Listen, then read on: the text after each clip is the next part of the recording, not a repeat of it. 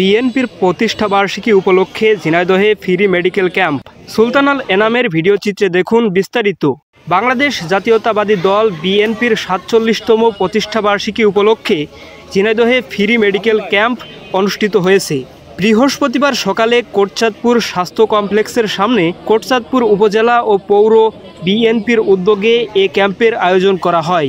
সকালে স্বাস্থ্য কমপ্লেক্সের উদ্বোধন করেন বিএনপির কেন্দ্রীয় নির্বাহী কমিটির সহ গবেষণা বিষয়ক সম্পাদক আমিরুজ্জামান খান শিমুল।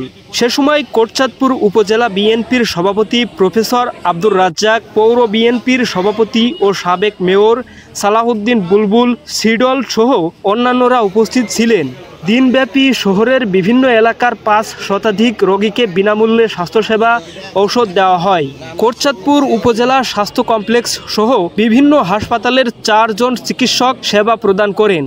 বিনামূল্যে স্বাস্থ্যসেবা ও ঔষধ পেয়ে সন্তুষ্টি প্রকাশ করেন হতদরিদ্র মানুষেরা। আল জাবের, সবুজ বাংলা টিভি, ঝিনাইদহ।